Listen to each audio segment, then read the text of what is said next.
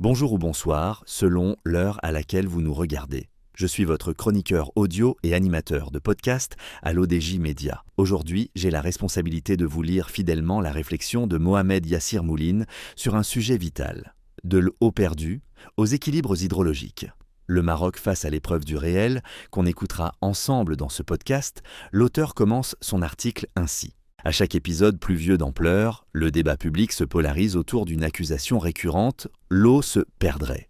Cette lecture immédiate, souvent déconnectée des réalités scientifiques et institutionnelles, occulte la complexité des équilibres hydrologiques et des choix politiques qu'ils imposent. Au Maroc, la question de l'eau ne se joue pas dans l'instant, mais dans une gestion du temps long où l'État est contraint d'arbitrer entre risques climatiques, capacités financières et impératifs de souveraineté.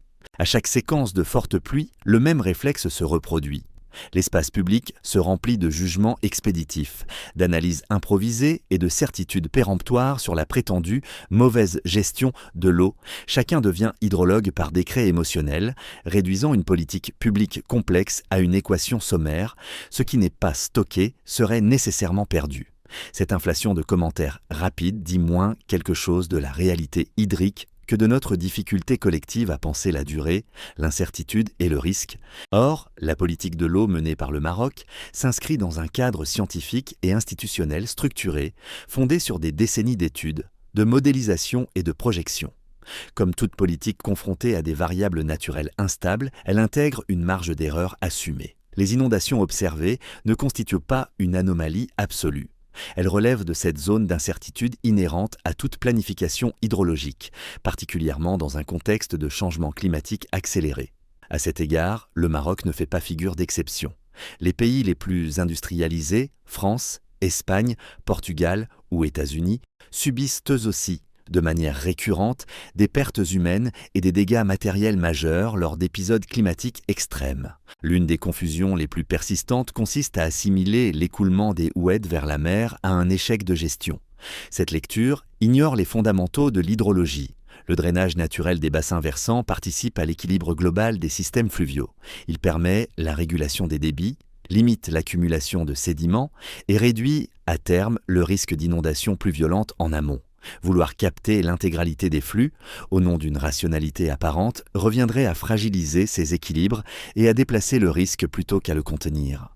La question des transferts interbassins illustre, elle aussi, l'écart entre le discours simplificateur et la réalité opérationnelle.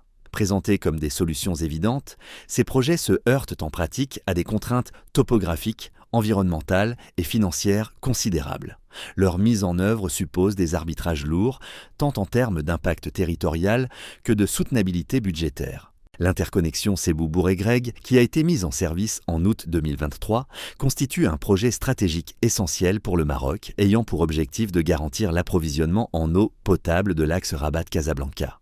Cette autoroute de l'eau transfère le surplus du bassin du Cepous vers le barrage Sidi Mohamed Ben Abdellah, évitant le gaspillage de plus de 400 millions de M3 annuels vers l'Atlantique. Une opération techniquement complexe, ciblée, mais pensée comme une réponse concrète au stress hydrique affectant certaines régions.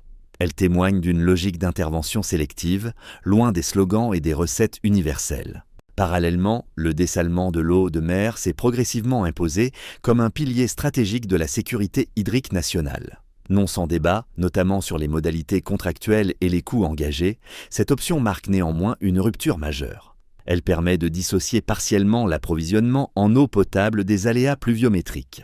Dans un contexte de raréfaction structurelle de la ressource, cette autonomie relative redéfinit les marges de manœuvre de l'État au prix d'un investissement financier et énergétique assumé. Réduire le débat à l'opposition binaire entre eau perdue et eau dessalée revient ainsi à passer à côté de l'essentiel.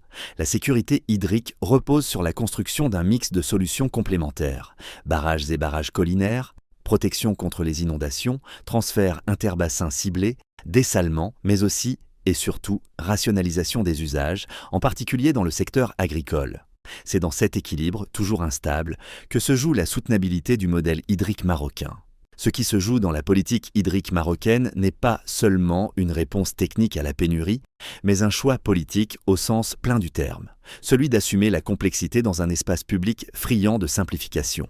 en inscrivant l'action publique dans la durée, en arbitrant entre stockage, transfert, dessalement et maîtrise de la demande, le ministère de Nizar Baraka a fait le choix d'une gouvernance fondée sur la rationalité scientifique plutôt que sur la communication de crise.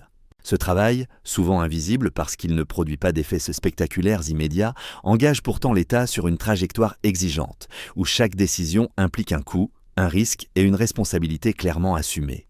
À l'heure où l'eau devient un facteur de stabilité sociale, autant qu'un enjeu de souveraineté, cet effort de cohérence et de méthode apparaît moins comme une option que comme une ligne de conduite politique assumée, à rebours du vacarme et à hauteur d'histoire. Wassalam alaykoum wa rahmatu Allah. C'est ainsi que s'achève cette lecture. Merci de nous avoir suivis sur l'ODJ Média.